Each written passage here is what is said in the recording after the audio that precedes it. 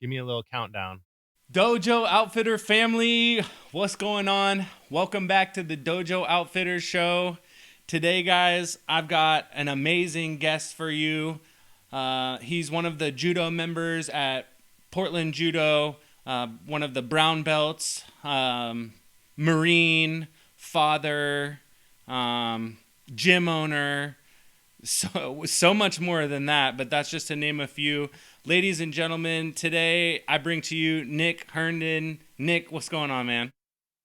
Uh, trying to make it through. I'm trying to make it through these tough times. I appreciate you having me. I'm honored to be here and really looking forward to having a conversation with you. Yeah. Dude, I'm honestly honored to have you on too. Obviously, you've got a very interesting story. Back in January, you had a short doc, a childhood on fire, that went out and was just such an interesting story and honestly a sad story. But it was really inspiring to me, and it was so inspiring that I wanted to talk to you, and I wanted to do my part to get your story out more and get the things that you have to say out more to even more people. Yeah, for sure. So I want you to kind of start us from the beginning. Start us from your childhood, kind of when you remember. Um, that, that's a long way back. So I'm a native of Northern California. Grew up in mostly the Bay Area. My first 10 years or so, born in Oakland, split time between San Francisco and Oakland. For the most part, I don't have any recollection of my biological father being around or in my life. I mean, he was kind of in and out here and there, but um, he split up with my mom when I was an infant. And relatively soon after that, my mom remarried another man, and um, I lived with them for a handful of years, mostly in the Bay Area. And most of that time was pretty terrible, pretty harsh, as you know from watching the documentary. At some point in time in my childhood, maybe when I was 6 or so, I was taken away from my mom, moved into a foster home, lived in a foster home for a while, uh, left a foster home, moved in with relatives, my grandmother, an aunt, and then eventually moved back in with my mom and her same husband, my former stepfather, in Sacramento, and I lived there until I was 18. That's kind of a broad overview of my Right. childhood. Yeah, Right. yeah. So when you were taken away at an early age, what was the situation that happened? So my former stepfather, I guess that's the best way to describe him. My mom's now ex-husband was abusive, extremely abusive. As I talk about in the documentary, I mean, the documentary focuses on him lighting me on fire, like literally, striking matches, lighting my clothes on fire, and my two older brothers as well, and just watching us burn and then putting it out as a form of punishment. And obviously that's brutal, and obviously that is something that's really hard to endure. But that was just sort of a culmination of years of what I look at now as like torturous behavior by him. Verbal, emotional, mental abuse. Being forced to stay up all night long, go without food, all kinds of stuff like that. But when he set us on fire, a few days went by in my recollection. I might be off on the exact number of days, but when I went to school, my teacher found out that I had this massive third-degree burn on my torso. Obviously, the authorities were called in, and my brothers and I were taken out of our house. So, So yeah. what was your mom doing this whole time? Was she kind of taken over by your stepdad?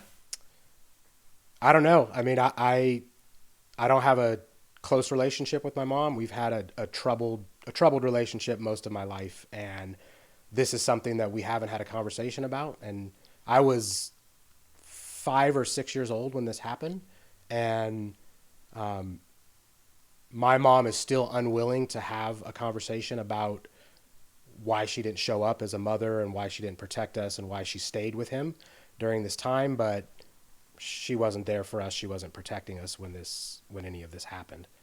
But she was in the house. She knew all of this stuff was going on. She saw all of it that was going on. Um, if that answers your question, yeah. Yeah, Yeah. I mean, Yeah. to me that's so saddening to know to watch your child, get hurt. Yeah. If I Right. had to choose between my son or me getting hurt, like it's me all Oh yeah, day, of course. Yeah. Yeah. So it's kind of, man, it's so sad to me. Yeah, and it's hard to, obviously you're a father and I'm a father, and the strain in the relationship that I have with both of my parents, but certainly with my mom, was only exacerbated when I had my first kid. And that instant love and connection and desire to provide safety and protect them, it's it's just unfathomable to me that any person could do that to their own kid or anything like that, or stand by and watch somebody else do something. And then to stay with that person for years after that happened is, I just don't understand it. And I don't really have answers as to why that is. So what was you say now, ex-husband? So what was what was the final straw where your mom had Yeah. had finally Yeah. was like, nah, that's enough. Um, I mean, I'm guessing that she just finally had enough of him being a piece of shit. I don't remember exactly when they divorced, but I was, I don't know, 13, 14 years old, something like that. And he was just kind of worthless. I mean, he wasn't a great father. He didn't do any of the things that a husband or father or partner or friend or really even, I would probably say a decent human would do. And maybe, my mom finally saw that and just was fed up. And again, I don't have a close enough relationship with her that I could have a conversation about what led her to finally make that decision in her life and to leave him. So Looking yeah. back, what was his problem? Like, if you had to, was he was mistreated, or if you had to take a guess, he was just a horrible person? No, I mean, I would say, well, yes. I mean, he's a horrible person. Right. I think that he was a racist. I mean, I don't think that. I know that. Is the documentary highlighted? He would, make racial slurs to myself and my two older brothers. My mom is white and my dad is black, and this man that she married is white, and he would call us the N word. He would say all sorts of things about us and the black community in general, and other members of my family. And I can't speak to anything that happened to him in his childhood, and would certainly say that in one of the reasons that I wanted to make the documentary, and I hope that the people who have watched it or will watch it will get out of it, is that while the story is tragic and very difficult to hear, the positive piece of it in coming out of it is I'm not carrying that same fire with me in raising my sons. And like, I have made a conscious choice to be a different person, to be a different father, and recognize that we have that in us to do that as parents. And so I wouldn't want anyone to think that if he had a rough childhood or suffered abuse himself, that is an excuse for him to then be in a position to do that to defenseless children or to anybody really. Yeah. Yeah. So I want to go back a little bit to when you got sent to foster home, what was your foster care experience like? Did you get to did all your brothers get to stick together, or did they separate you? So my two older brothers and I, to give a little background, my mom ended up having 10 kids. You know, I'm one of 10 kids, eight boys and two girls. Wow. Yeah. And I'm the third oldest. And my two older brothers and me come from my biological father and my mom, and then my seven younger siblings, we all share the same mom. And all of them were not alive when these specific incidents happened. But my two older brothers and I stayed together when we were in foster care. We must have been 6, 7, and 8 years old. I don't really have any negative memories of that time. I don't have any great memories of it either. I mean, it was, I think it would be scary for any 6-year-old to be taken away from their parents and not know what's going on, and to then be forced to live in a house with people that you don't know and in a new place. And I have a recollection of all of those feelings, being wondering where my dad is, wanting to be with my mom, all of those. But the people that cared for us weren't, they weren't mean to us or anything like that, but they weren't also, I would probably describe them as unremarkable. I don't have any connection to them. They didn't do anything that was above and beyond, other than taking us into their house and providing for us for the year or so that this was going on. So, Okay. yeah. So then when you one of the craziest things to me in the documentary was that your stepdad ended up getting a plea deal for all of it and didn't ever serve any jail time. Yeah. How? I mean, I guess you were still young, but even then, how did that make you feel? I was mad, you know.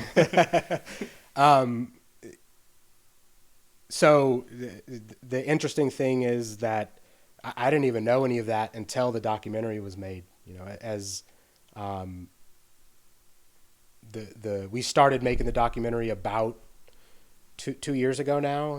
Give or take a few months. And as I said earlier, I didn't have a conversation with my mom about this. I didn't really know a lot of the details. There was even a point, periods of time in my life where I even questioned some of the stuff that happened.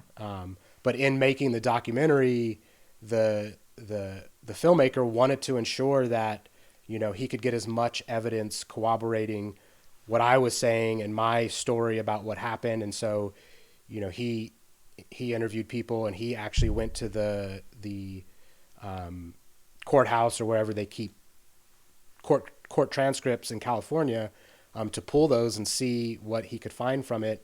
And that's when I discovered, in seeing those transcripts and reading through, the things that were said in the court and what happened, and found out that what ended up happening was he just got a plea deal and probation out of it, and no jail time or anything. And I will say that when I found that out 2 years ago or so, I haven't had a conversation. I haven't talked to my mom in any way since then. And other than to let her know that the documentary was being made, and she had a relatively negative response to that. But yeah, I mean, I wasn't surprised, but I was pretty pissed off. I mean, I was angry. I know now that, that piece of my story isn't atypical. It's a white man abusing a black child in the late 70s, early 80s, and the way those kinds of cases were handled then, and probably still in some ways are handled now, are just different. And this is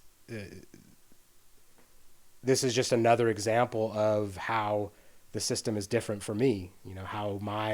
How not only did he fail me as a stepfather and my mom fail me as my mother, but the the the state, the people in power that had an opportunity to, to be that sort of backstop and stand up and do the right thing, failed to do that for whatever reason. I don't know why that happened, but I would say that is a part of a conversation about systemic racism and how decisions are made in our society. Do you know if your mom has seen the documentary? I don't. From conversations with some of my other siblings that I still talk to, she has said that she won't watch it. Her comments around it, and I have seen these via text messages, are that she just wishes we'd get over it and move on with our life. So, This yeah, kind of a hard thing to get over, right? it's a real hard thing to get over. If So, if you could give your mom one message from the documentary, what would it be? Or messages? I mean, I would want her to know that her inaction has impacted my life. It's impacted my life from the time that it happened to this day. I mean, it is, it's shaped who I am, and it's affected me in a hugely negative way. Created so many unnecessary challenges for me, and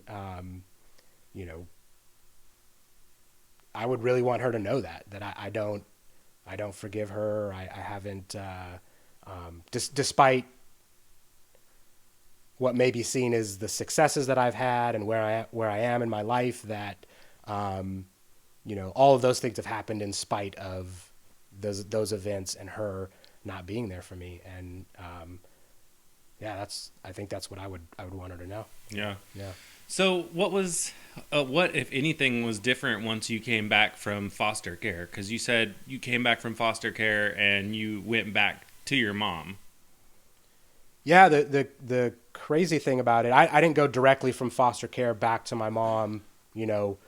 My brothers and I wanted to be with our dad, and this is, to me, is a reflection of how powerful the connection between children and their fathers are, regardless of where their fathers are in their life or what they're doing. During all this time, even though my biological father was never around, he could do no wrong in my eyes. I might see him once or twice a year or a handful of times a year, or get a postcard or something like that in the mail, or a phone call. And during all of this, all I wanted to do was be with him. And so when we were in foster care and the opportunity finally came up for us to move back with some family, we said that we wanted to move with, as much as kids below the age of 10 can say, that we wanted to be with our father. And I don't know the details behind it, but he agreed to that and essentially passed us off to his mom, my grandmother. And we lived with her for maybe a year and a half or so, and she unfortunately passed away while we lived with her. And then we ended up moving in with her sister and lived with her sister, my aunt, for another year or two. And even during that time and being with them, I still wanted to be with my mom. You want to be with your parents. Children want to be with their parents. And knowing that my mom was still with this man, I still had a drive to want to be with my mom, and that never stopped. And the catalyst to get us back to our mom was my two older brothers and I we hatched a plan that we were going to run away from my aunt's house in Oakland and ride our bikes all the way to Sacramento to my mom's house. And this happened when I was probably 9 or 10, somewhere around there. And my brothers would have been 10 and 11 or 12 or something. And we got on our bikes and we rode from West Sacramento all the way up to, from Oakland on our way up to West Sacramento. And I don't know, we made it to Vallejo or Benicia or something like that. And fortunately, somebody, a good person, picked us up, seeing that there's three young kids riding, sitting on the exit near a freeway, and obviously called the police, and the police came and took us back to where we lived, and that kind of, I think, was the catalyst to get us back to moving with my mom. And sometime shortly after that, I don't remember, maybe a few weeks or a few months, we were in West Sacramento, where my mom had moved with her then husband, and back living with him. So yeah. So once you moved back in, and did you go to high school there as well? Yeah, so when I got up to West Sac, I was in fifth grade, and so I finished fifth grade and stayed in West Sac through high school, and graduated out of high school in West Sacramento. Okay, So, yeah. and you wrestled in high school as well? I was a wrestler. Yeah, I found wrestling my sophomore year of high school. Yeah, and so I just wrestled for 3 years, but yeah. That's that dude. That probably helped you once you started in judo. You were like, oh yeah, this is kind of familiar. Yeah, it definitely helped. I mean, that experience in wrestling, those 3 years, like, I was a really serious wrestler, and I had a coach talk me into wrestling. I didn't really have any interest in doing it, and probably a lot of wrestling coaches are like always looking for little guys to like join the team, and I wanted to be a football player, and he was kind of like, you weigh 100 pounds or whatever, why don't you join the wrestling team? And he was able to talk me into doing it, and I thought I was going to be better than I was initially, and you get on the mat and you kind of get stomped on for a while by more experienced wrestlers, and but I just was really passionate about it, and really, really dove into it, and started going to camps and meeting wrestlers outside of my school, and through that, many of the people that I met were involved in judo, and some of the better wrestlers I knew were, on the junior national level in judo, and that's when I was first turned on to judo. I didn't practice judo or anything at all, and it was always one of those things after that I wanted to do, but I always had an excuse not to start or never made an effort to do it. And finally, when I moved to Portland and I was here, and something happened with Magnus, and that kind of got me in, helped me find Portland Judo and got me involved. And I don't know, it's been maybe 5 years now that we've been at the dojo. Yeah. So Yeah. why do you have your sons in judo? So there's a lot of reasons. There are a few reasons. What got us into judo is about 5 years ago, judo was like gnawing at the back of my brain. It was like, I need to do this, and I wasn't doing anything to make that happen. And one day we were out at an indoor playground here in Portland, and Magnus was maybe 4 or 5 years old, and Odin was a baby. I mean, he maybe a year old or something. And we're going through this indoor playground because I have to stay with Odin. He can't be in the structure by himself. And they're both in front of me, and some kid that's probably twice the age of Magnus and twice the size, trying to get by or something, just punched Magnus right in the face. And yeah, and any parent that sees that happen to their kid by a kid twice their age, that anger, that like protector kicks in. And I yelled at the kid, where are your parents? How would you like it if somebody punched you in the face?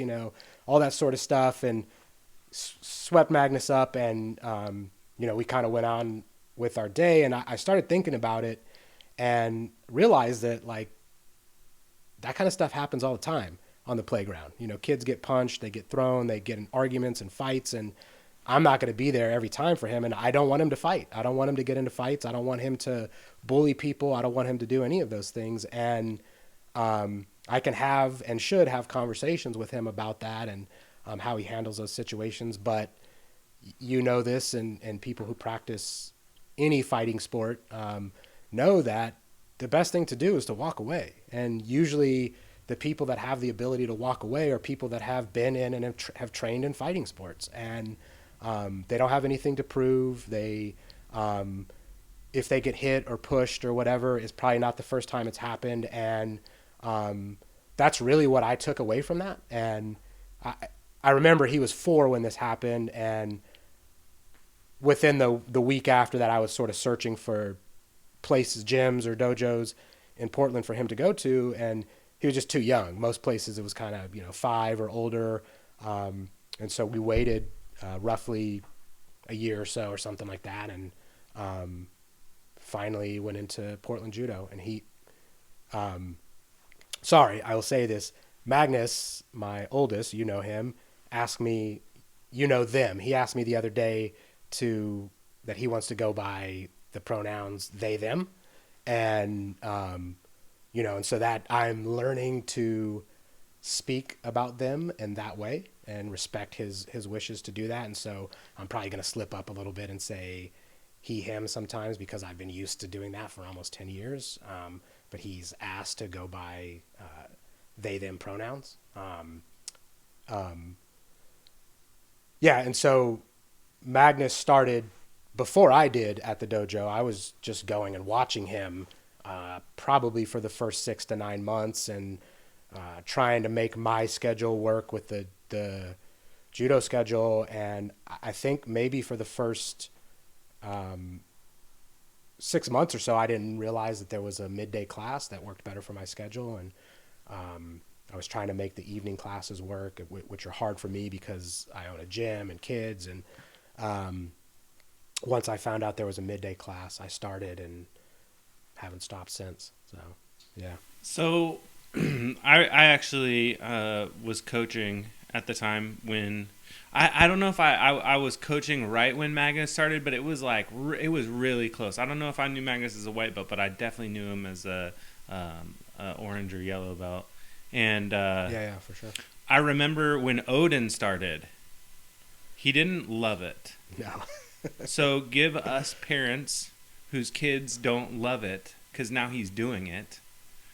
How do you get your kids who don't like it at first to come back and practice again? Because it wasn't like it was like one time he didn't like it and then the next time he liked it. It was, I feel like, multiple attempts at getting him to try and do it. So what kind of help, anybody who's out there who needs help, what would you suggest? Well, I would say that before that ever happens with whatever activity or thing you're trying to get your kid to do, it really takes being involved and connected with your kid and knowing who your child is, having conversations with them, believing in them as independent beings and that they have their own ideas and beliefs, and you're helping shape them. And so, I am with Odin and with Magnus as well. I'm in a place right now because they're young enough that I can just make them do things, and I don't want to do that. I mean, sometimes you have to do that. Obviously, that. But we all know that there's going to come a time where they're older and they're more independent. And really what we're trying to do as parents is for them to make informed, wise decisions about their life. And the way I got Odin to keep coming back is I recognize that he struggles with starting anything new, whether it's judo or anything else that he's done in his life. As a 7-year-old now, not that he's done a whole bunch of things, but he struggled when school starts. He struggles all the time when school starts, not with school itself, but just the process of getting into school and being away from me and things like that. Any activity where people are telling him what to do, there's some mental or physical challenges in whatever he's doing. He struggles with it. And all of the things that I was doing outside of the dojo or outside of class were supporting him, telling him that I'm there for him. He could do it. I love him.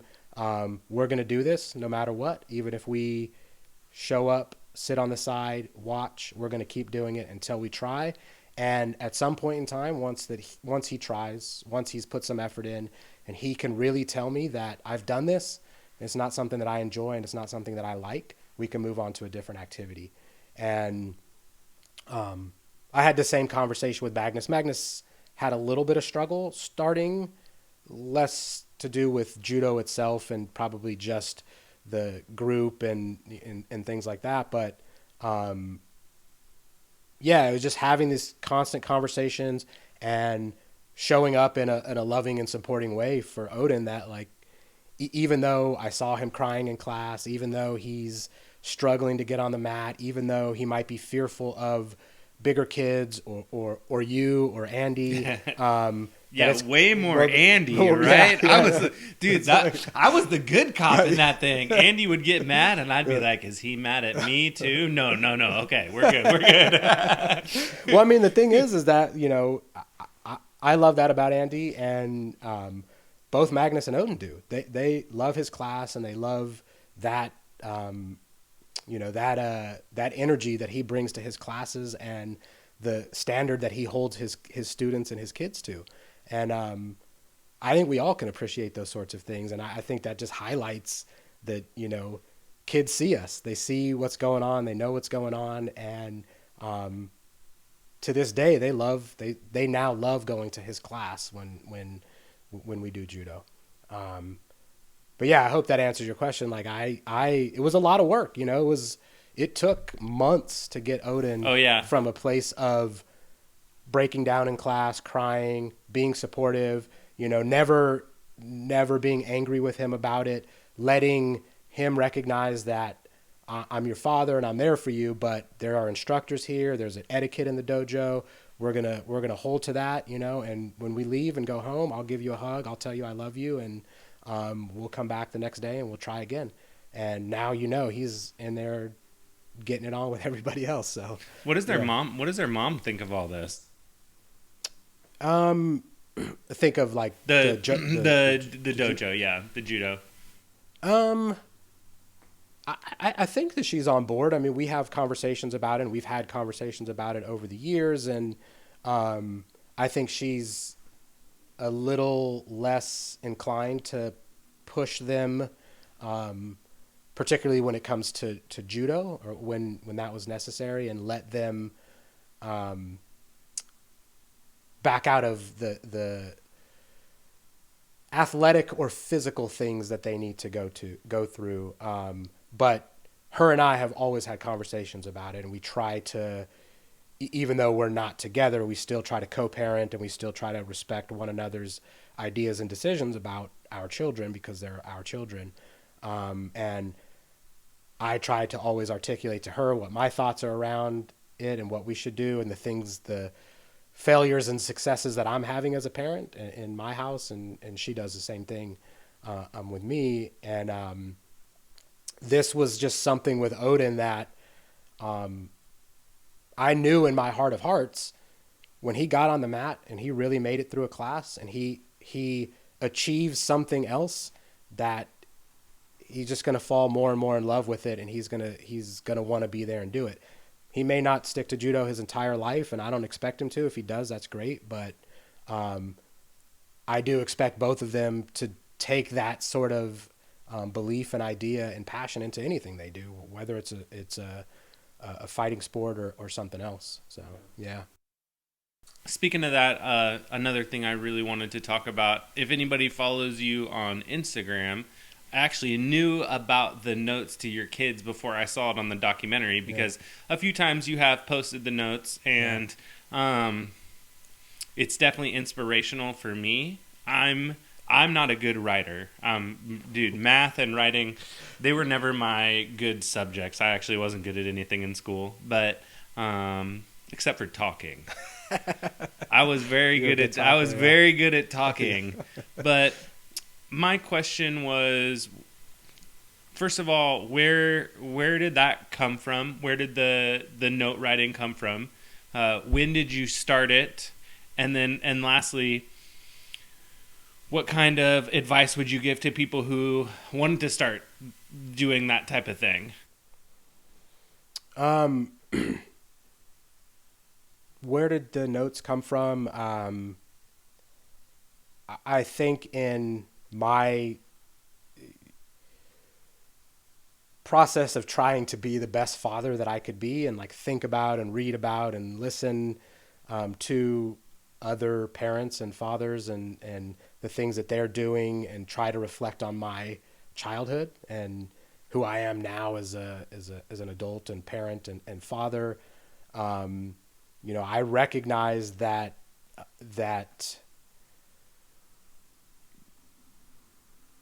we don't have, or I didn't have this, and I don't know too many people that did. We don't have these fathers, particularly. Moms might be a little bit different, but fathers don't have these kind of conversations with, especially with their sons, and we're not, and I think that is even exacerbated further with black fathers and their sons, and talking about who they can be, the love that we have for them, the connection that we have, how we see them, their belonging in what they do, their place in the world, all of those different ideas that you've seen in the variety of lunch notes that I've written. Um, I I really thought about that, and I do talk to Magnus and Odin, and they hear me talk. And as every person knows, that we all listen to our parents talk sometimes, and a lot of times they can be tuned out. And um, we need the full spectrum of connection with our kids. They need to hear us sit down and talk to them about things. They need to see us do things. They need to see who we are, and the example we set in that way. And they also need to have some sort of tangible thing that they can pick up and read in their own privacy when it's unexpected.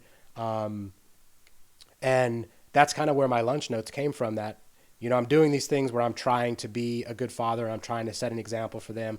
I'm trying to have conversations with them whenever I have an opportunity to do that, which gets more difficult, obviously, when you have multiple kids, because you have less time, less one-on-one time, and to have deep, connective conversations with them. And this was just another way for me to tell them things and say things to them that I wouldn't always maybe have the words to say when I'm sitting down with them, or have the opportunity to say with them, and to give them reminders wherever they went. When they go off to school, I've titled them all lunch notes, and for the most part, they are notes that I put in their lunch, but sometimes they are notes that I'll leave in their room or on their bed, or, something like that, or just in a card or something that I write for them. But for me, at times, it's just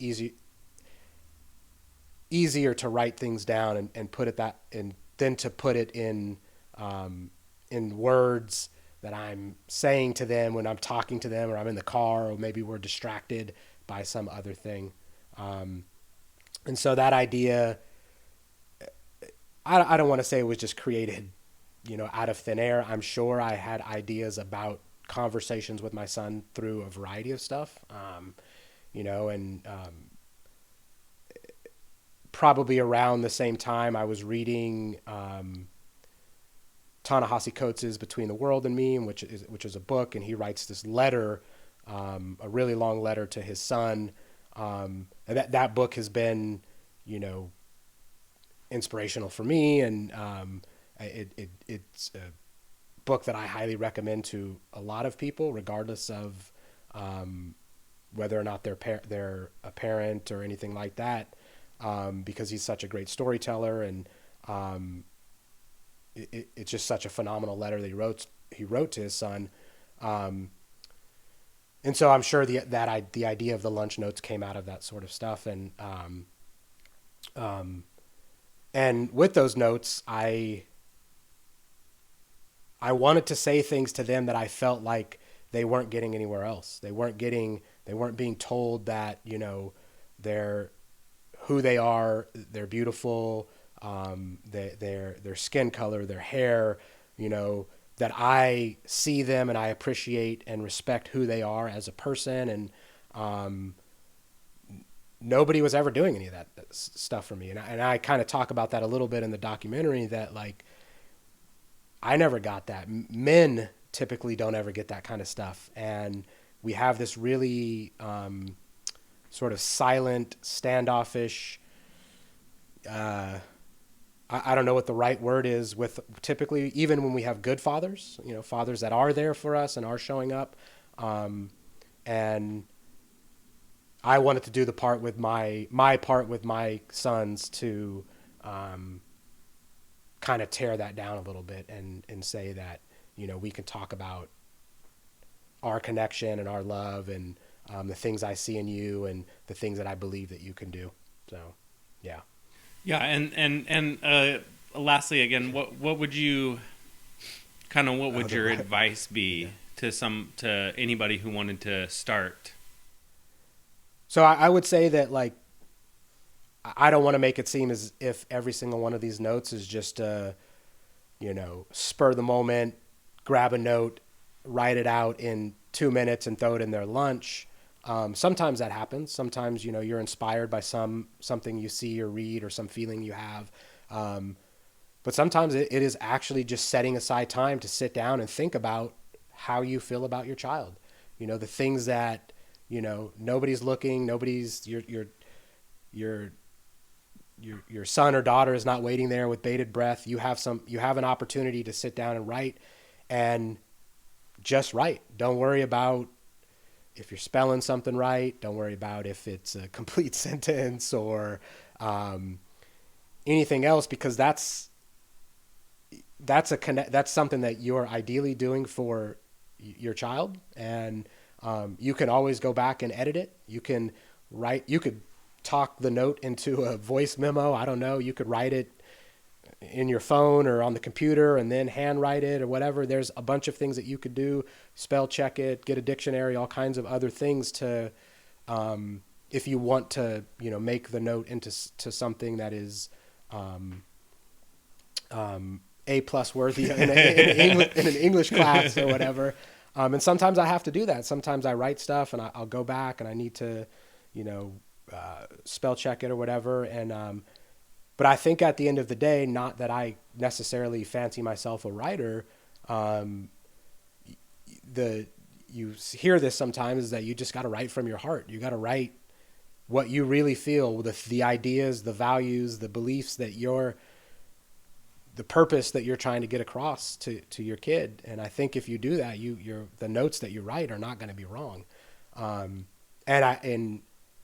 I don't know if every single note, but now on Instagram, I think in one of my like highlight things, I have a lot of them, and you can see some of them are a sentence or a couple of words or something. And some of them are a lot longer and more thought out. Some of them are probably quotes or things or ideas that we've seen in a book or we've talked about because they listen to kids podcasts, or we've had conversations about stuff, or problems that they're going through. And, you know, as we talked about with Odin and judo and crying and, you know, this, I wrote a note or maybe several notes about that idea of like crying and how all of us have cried, and we've cried because things are hard and we don't understand them and they're frustrating, and because we're getting beat up in the dojo or at wrestling practice, or, you know, we failed a test in school or whatever, I don't know, or we thought somebody was mean to us. And, you know, and so like trying to take that idea and like dig deeper into it and make him feel like, or help him feel like it's okay to do that. We're all there, no matter how tough we seem or whatever the case may be. Yeah, so some of the notes just come out of, you know, what's going on. Do they like the notes? Do you know if they like look forward to them, or do they make comments about the notes at all? They do. Odin is just learning how to read, you know, within the past few months. And so most of his notes, Magnus is either reading to him, you know, at school or somewhere else, or his teacher, he'll ask his teacher and his teachers will read it to him, or he'll bring him home and say, I got a note and I need you to read it to me. And then I'll read it to him. Magnus has been able to read for a long time, and he does comment on him. He does say something. He'll say thank you. if he finds out there's a note in there before he gets to school or whatever, he'll take it out and read it. And yeah. Dude, I bet the teachers love that. I bet that they think that's so cool. Yeah, some of the teachers that have seen him have commented and, said all of the, it's wonderful to see that and that's so great and, what a nice note and stuff like that. And, yeah, so yeah. Dude, it warms my heart over here, man. Well, good. I'm helping at least 3 people then. Yeah, so. Dude, definitely. Probably way more than that. Yeah. So when did CrossFit Magnus, that's the name of it, correct? CrossFit Magnus? When did CrossFit Magnus become a thing? Well, we opened in 2012, so it's been 8 years now. And, probably a year before that, we were doing all of the work behind the scenes to like actually open the doors, but our doors have been open for 8 years now. Actually 8 years in next week, I think. And, that idea came out of, me finding CrossFit sometime before that when I lived in Washington, D.C., and meeting our current head coach, Quint Fisher, in D.C. He was coaching out of a gym called Primal Fitness out there. I became a member at that gym. Him and I became friends. And, over the years, we were talking about it would be cool to open our own place one day. And, years went by. We moved to a different gym. I moved to San Diego, and was getting close to retiring from the Marine Corps and kind of just had this moment of, if I don't do this now, I'm probably not going to do it. And, all of the things are sort of lining up right now for me to do this, even though I still have a full-time job in the Marine Corps. And so I opened it with the help of my ex-wife at the time, who was, part of the business initially. And then with Quint, I had a conversation with him, just, do you want to give up everything you have in Washington, D.C. and move out to Portland and open this gym? And we flew out here. I didn't know anybody in Portland. I'd only been here a couple of times just to visit as a tourist, and he didn't know anybody in Portland. And we came and visited the city and just said, yeah, let's do it. Like, we're just going to start from ground zero. And so he moved out here, and we opened our doors in June of 2012. I was still on active duty in San Diego. He came out here and, ran the day-to-day stuff for about the first year, before we hired another employee. And I kind of did all the behind-the-scenes stuff in my spare time in San Diego, and the rest is history, as they say. Oh, man. So, yeah. That's a cool story. Yeah. Well, I would definitely be remiss if I didn't kind of ask you about your opinion of the things going on in the world right now. I'm kind of interested on your take on everything that's going on, the peaceful protests. I think did you go out for one of the protests? Yeah, I've gone out to a couple. Last night I was at the one that was downtown, and then Sunday or Monday night I was out at the one that I think it was Monday night, that started in Laurelhurst Park and kind of walked all the way down Burnside into downtown. So I've been to a couple, yeah. Mm-hmm. It's it's a crazy time because so many things are going on right now. We have this intersection of this pandemic that we're in the midst of or coming out of. Nobody's really sure. And the continued police violence that the Black community is facing in our country. And what I would say is, the wrong person to lead our country right now and to address some of the things that are going on that have only exacerbated these 2 other massive problems that are happening. And I think all of these frustrations and the fact that the murder of George Floyd and the murder of Ahmaud Arbery, the murder of Breonna Taylor, all happening within a few weeks of each other. the video that came out of New York of the woman calling the police on the guy that was bird watching, and three of the four of those things were caught on video, and in social media is just the right time that it ignited a fire that has been smoldering, and at some level of intensity for probably the entirety of our country. And as I've probably said in numerous ways, and some of the things that I've posted on social media about this not coming as a surprise to me, and my experience and the way I see the world and the way I have to walk through the world and navigate it, that it's not a surprise. I'm not surprised that the country has erupted in the way that it has. And of course, I'm a business owner, and I have friends that own businesses, and I fear for the safety of my family and my friends and all of that. And of course, I don't want anything to happen to any of those people or their life's work or anything. But that being said, I understand and see. I can understand the pain and frustration that's going on right now in our country, and particularly with the Black community, and what would cause something like this to erupt. My experience in the two protests that I have been a part of are, I haven't seen any acts of violence. That's not to say that there haven't been. Obviously, you can go downtown Portland and look at the spray paint and broken windows and things like that, and you can go on social media and see that people are doing anything. And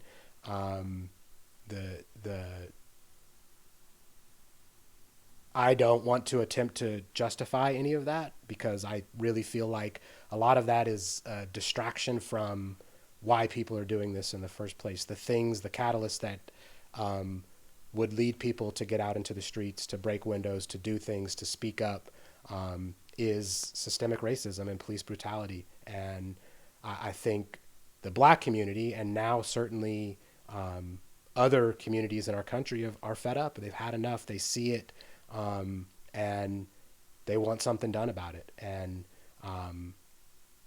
that's boiling over to people getting out in the streets and doing something. My hope in all of this is that there's some substance that comes out of it, that something happens, things that happen that are real and are effective and really continue to push progress forward out of all of this. Yeah. Man, that was very, very inspirational. Well, dude, Nick, thank you so much. This has been so much fun. Really, really great story. And, dude, I wish you nothing but luck with everything that's going on right now. And, yeah, man, thanks for coming on. I really appreciate it. Yeah. Thank you. Thank you for giving me a voice and giving me the opportunity to come on and talk with you. It's been a pleasure. Heck yeah. Dojo Outfitters. Peace.